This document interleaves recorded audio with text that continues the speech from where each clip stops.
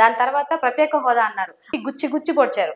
మీకు మీకు ధైర్యం లేదు, దమ్ము లేదు అది ఇదని. మరి ఇప్పుడు నువ్వు వచ్చిన తర్వాత మరి నీ ధైర్యం దమ్ము ఏమైంది?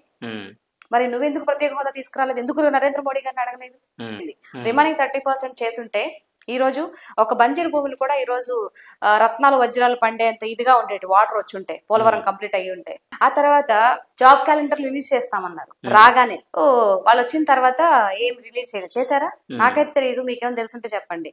జగనన్న అని జస్ట్ ఒక 2 నిమిషాల ముందు ఆప్యాయంగా పిలిచారు, జగనన్న పార్టీ అని అన్నారు. అవునవును. సో ఆ జగనన్న పార్టీ మీద మీకు ఎందుకు అంత వ్యతిరేకత అంటే ఇప్పుడు ఏదైతే జరుగుతూ వచ్చిందో వాళ్ళు ముఖ్యమంత్రి అయిన తర్వాత బానే ఉంటుంది. ఓకే, మీరు మీ చేతనైనంత వరకు మీరు చేశారు. నా పాయింట్ ఏంటంటే, మీరు చేతనైంది మీరు పదవిలో ఉన్నప్పుడు మీరు చేసినప్పుడు వేరే వాళ్ళు వచ్చినప్పుడు ఎందుకు మంచిదాన్ని కూడా వక్రీకరించి మాట్లాడుతున్నారు అనేది నా పాయింట్. ఇప్పుడు ఏదైతే మీరు అన్ని నవరత్నాలు ఇస్తానన్నారో, ఆటో వాళ్ళకి డబ్బులు వేశారు, అమ్మ ఒడి అవన్నీ ఇచ్చారు, కొన్ని పనులు మీరు చేయలేదు. సో దాని గురించి మీ దగ్గర డబ్బులు లేకపోను, లేకపోతే రాష్ట్రం నుంచి అప్పు తీసుకొచ్చారో అవంతా ఇస్తూ ఉన్నారు. కానీ కొన్ని నచ్చినవి కొన్ని ఉంటాయి కదా. ఇప్పుడు ఏదైతే ఇప్పుడు అంతకుముందు చంద్రబాబు నాయుడు గారు హయాంలో ఉన్నప్పుడు పోలవరాన్ని సగం కట్టారు, ఆల్మోస్ట్ 60-70% అయిపోయింది. రిమైనింగ్ 30% చేసుంటే ఈ రోజు ఒక బంజరు భూములు కూడా ఈ రోజు రత్నాలు వజ్రాలు పండేంత ఇదిగా ఉండేటి, వాటర్ వచ్చి ఉంటే, పోలవరం కంప్లీట్ అయ్యి ఉంటే. దాని జోలికి వెళ్ళలేదు. ఎందుకు? నా పాయింట్ ఏంటి అని అంటే, ఒక నాయకుడు ఏదైతే చేసుకుంటూ పోయి మధ్యలో ఆపేసిపోతాడో నెక్స్ట్ వచ్చే వాళ్ళు దాన్ని కంటిన్యూ చేయాలి. మీరు అక్కడ ఏం చేశారు? కక్ష రాజకీయాలు చేశారు. రాగానే సీఎం పదవికి రాగానే ప్రజావేదికను కూల్చేశారు. ఇలాంటివన్నీ అవసరం అంటారా? కాదు కదా. తర్వాత అక్కడ మీరు అన్నదానికి నేను చెప్తున్నాను అనమాట, కొన్ని విషయాలు చూసి లోపల చలించిపోతాం. ఆ తర్వాత జాబ్ క్యాలెండర్ రిలీజ్ చేస్తామన్నారు. రాగానే వాళ్ళు వచ్చిన తర్వాత ఏం రిలీజ్ చేశారా? నాకైతే తెలియదు, మీకేమో తెలుసుంటే చెప్పండి. లేదు. ఎంతమంది నిరుద్యోగులు చదువుకున్న వాళ్ళు ఉన్నారండి? వాళ్ళందరికీ అవకాశాన్ని కల్పించవచ్చు కదా. లేదు. దాని తర్వాత ప్రత్యేక హోదా అన్నారు. అంతకుముందు బాబు గారిని ఎత్తి గుచ్చి పొడిచారు, మీకు ధైర్యం లేదు, దమ్ము లేదు అది ఇదని. మరి ఇప్పుడు నువ్వు వచ్చిన తర్వాత మరి నీ ధైర్యం దమ్ము ఏమైంది? మరి నువ్వెందుకు ప్రత్యేక హోదా తీసుకురాలేదు? ఎందుకు నరేంద్ర మోడీ గారిని అడగలేదు ప్రత్యేక హోదా ఇవ్వండి అని? సో ఇలాంటివన్నీ సిబిఎస్ రద్దు చేస్తా అన్నారు. అమ్మని రాగానే సిబిఎస్ రద్దు చేస్తా అన్నారు. చేశారా? లేదు కదా. సో లొసుగు పార్టీలు ప్రతి ఒక్క పార్టీలో ఉంటాయి. ఇచ్చిన ప్రతి ఒక్క మాటని కూడా నెరవేర్చుకునే ఇదిలో ఉంటారు ఎవరైనా. జగనన్న గారైనా, తర్వాత మన చంద్రబాబు నాయుడు ఎవరైనా ఉంటారు. నేనేమంటున్నానంటే, మీరు చేయని దాన్ని మీకు కూడా కొన్ని లొసుగుపాట్లు ఉన్నాయి, మీరు కూడా కొన్ని ఇబ్బంది పడ్డారు. అలాగే ఇప్పుడు ఇంత వయసు ఉన్నటువంటి ఆయన కూడా ఇబ్బందులు పడుతూ రాష్ట్రాన్ని అభివృద్ధి చేసే నేపథ్యంలో ముందుకెళ్తున్నారు.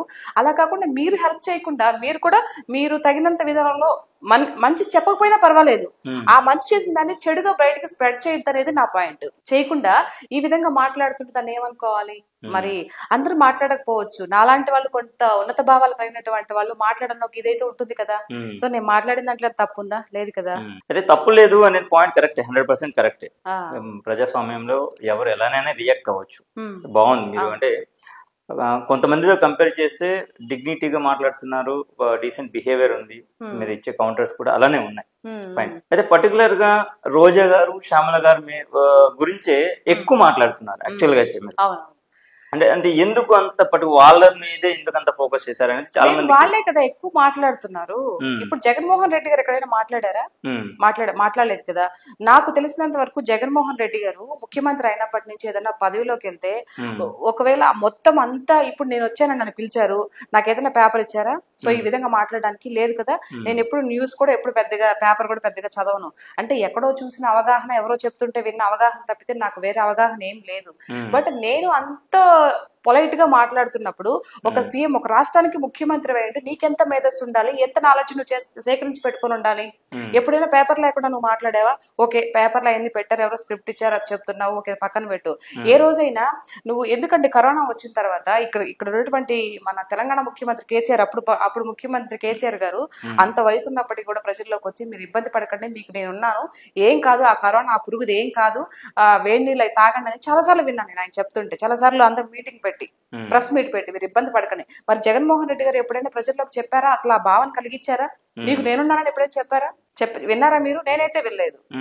అట్లాంటి ఉన్న వ్యక్తి ఇప్పుడు ఏదో ఇది కోసము ఆయన మాట్లాడలేదు, ఏం కూడా మాట్లాడలేదు. ఇప్పుడు మీరు రోజా గురించి అడిగారు కదా, ఇప్పుడు రోజా గారు మాట్లాడుతున్నారు. ఏం మాట్లాడుతున్నారు? ప్రతిసారి మన తిరుపతిలో జరిగిన దాని గురించి కానీ, లేదంటే అంతకు ముందు మేము బాగా చేసుకుంటూ పోతుంటే మీరు బురద చల్లుతున్నారు. ఏం చేశారు రోజా గారు? మరి రోజా గారు బాగా చేస్తుంటే ఈ రోజు నగరంలో ఎందుకు ఓడిపోయింది? చిత్తుగా గెలిచుండేది కదా. ఆ తిరుపతి జరిగిన విషయాన్ని గురించి తీసుకొని వచ్చి దిద్ది దిద్ది దిద్ది అదే మాటలు స్టార్ట్ అయినప్పటి నుంచి, కూటమి ప్రభుత్వం వచ్చినప్పటి నుంచి మా హత్యలు, మానభంగాలు, మర్డర్లు జరుగుతున్నాయని చెప్పేసి అంది. ఉన్నప్పుడు తిరుపతిలో ఆమె ఉన్న చిత్తూరు డిస్టిక్ లోనే ఒక ఆడపిల్లని తీసుకొని ఏదో పెళ్లికి పోయి ఉంటే అమ్మాయి ఒక పాపను తీసుకుని గుడి వెనక తీసుకెళ్లి అమ్మాయిని చంపేస్తే నువ్వు అమ్మాయి దగ్గర కూడా వెళ్ళలేదు. అంటే నువ్వు చేయని దాని గురించి నువ్వు ఈ రోజు ప్రభుత్వం వేరే ప్రభుత్వం వచ్చిందని చెప్పేసి నువ్వు ఎలా మాట్లాడతావు? అంటే అప్పుడు మీరు ప్రభుత్వంలో ఉన్నప్పుడు కూడా మానభంగాలు, మర్డర్లు జరిగాయి కదా. ఎవరు కూడా ఇప్పుడు ఉండే నాయకులు ఎవరు కూడా రే చేయండి ఇక్కడ చేయండి అని చెప్పేసి ఎవరైనా ప్రోద్బలం చేస్తారా? లేదు కదా. మరి మీ హయాంలో కూడా జరిగినాయి కదా. దాన్ని ఎందుకు ఎత్తి మాట్లాడేసి ఇది చేస్తావు? అంటే ప్రజలు ఎర్రివాళ్ళు అనుకుంటున్నావా? అలా మాట్లాడుతుంది కాబట్టి ఆ మాటలు నాకు నచ్చవు అని చెప్పి నేను కౌంటర్ మొదలు పెట్టి స్టార్ట్ చేశాను. తర్వాత శ్యామలా గారు వచ్చారు, ఏదో పిట్ట కథలు చెప్పుకుంటూ వచ్చారు. ఓకే, నీకేం అర్థమైంది ఆ పిట్ట కథల్లో? నువ్వు పిట్టగా చెప్పాల్సిన అవసరం ఏముంది? ఎవరు ముసలినక్క? మళ్ళీ మొన్న ఏదో చలికి ఇది వణికిపోతూ ఉంటే, అంటే ఆ చలికి పుట్టడానికి కారణం జగన్ అన్నే కదా. 5 ఏళ్ల నుంచి చలికి వణుకుతూ పోతూ ఉంటే, మరి ఇప్పుడు బాబు గారు వచ్చేటప్పుడు చచ్చిపోయా, ముసలాడు కదా. మరి వణికి పెట్టి వేధించి రక్తం అంతా లాగేస్తే మరి ఇప్పుడు కొత్త రక్తాన్ని ఎక్కించినా కూడా ఎక్కడ బాగుపడతాడు ముసలాడు? సో ఇలాంటి కథలు కానీ మరి కౌంటర్ ఇవ్వడం తప్పంటారా? ఇలాంటి మాటలు 100% కరెక్ట్, తప్పేం కాదు అందులో. అయితే ఇప్పుడు మనం అనుకున్న ఇప్పుడు ఇదే డిస్కషన్ లో కనుక చూసుకున్నట్లయితే, ఇప్పుడు రీసెంట్ గా నారాయణ కాలేజ్ అదే ఫీజుల వేధింపుకు సంబంధించిన దాంట్లో ఒక స్టూడెంట్ బిల్లింగ్ మధ్య ఆత్మహత్య చేసుకున్నాడు. సో దీన్ని ఎలా చూడొచ్చు? అవునండి, ఇప్పుడు మామూలుగా ఆ నారాయణ సంస్థకు సంబంధించిన వాళ్ళు ఎవరైనా సరే, అది టీడీపీ కూటమి ప్రభుత్వం సంబంధించిన నాయకులు ఉండొచ్చు, ఎవరైనా సరే, ఇప్పుడు ప్రైవేట్ స్కూల్లో ఎలా ఉంది అని అంటే చదువుతో పాటు డబ్బులు కూడా ఎక్కువ అడుగుతున్నారు. ఒకవేళ ఈ అబ్బాయి ఏమైనా మెరిట్ స్టూడెంట్ ఏమైనా ఉన్నాడంటే అతని మానసికంగా టార్చర్ చేస్తున్నారు, దేనికోసం? ర్యాంకుల కోసం. ఎగ్జాక్ట్లీ. సో ఆ విధంగా చేయకూడదు. ఎంతవరకు నాలెడ్జ్ ఉంటుందో అంతవరకే ఉండాలి తప్పితే వాడు నువ్వు ఇది చెయ్యి అది చెయ్యి అని చెప్పేసి నిద్రాహారాలు మానేసి ఒత్తిడి పెట్టడం కూడా కరెక్ట్ కాదు. నేను ఈ మీడియా తరఫున నేను అది కూడా చెప్తున్నాను, పిల్లలు వాళ్ళు ఎంతవరకు చదవాలో అంతవరకు ఉండనివ్వండి. అనవసరంగా అసలు బేసిక్ గా ఈ ప్రైవేట్ స్కూల్ ఎందుకు జాయిన్ చేస్తున్నాను నాకు అర్థం కాదు. అఫ్ కోర్స్ నా బిడ్డలు కూడా ప్రైవేట్ స్కూల్లోనే ఉన్నారు. అంటే నేను అంత పెద్ద స్కూల్లో జాయిన్ చేయలేదు కానీ, సో ఆత్మకూరులో ప్రగతి స్కూల్ అని నాకు ఏదైతే మేము ఇంటర్మీడియట్ లో మా గురువు గారు ఉన్నారో, మాకు బాటనీ చెప్పిన సారు, ఆయన దగ్గర మేము ఆయన యొక్క విధి విధానాలు మాకు నచ్చి మా పిల్లల్ని అక్కడ జాయిన్ చేసాం. అండ్ ఫీజులు వచ్చేసి అంత పెద్ద ఏం లేదు, నార్మల్ గానే ఉన్నాయి. అండ్ దట్ ఇద్దరు అక్కడ హాస్టల్ కాబట్టి మాకు రీజనబుల్ గా అనిపించింది, జాయిన్ చేసాం. సో ఇంత పెద్ద ఇప్పుడు చైతన్య కానీ నారాయణ కానీ పెద్ద పెద్ద కాలేజెస్ లో ఎందుకు అంత ఫీజు పెడుతున్నా? గవర్నమెంట్ స్కూల్లో కూడా ఇప్పుడు ఏదైతే గవర్నమెంట్ ఉందో గవర్నమెంట్ స్కూల్ కూడా అంత అభివృద్ధి చేయొచ్చు కదా.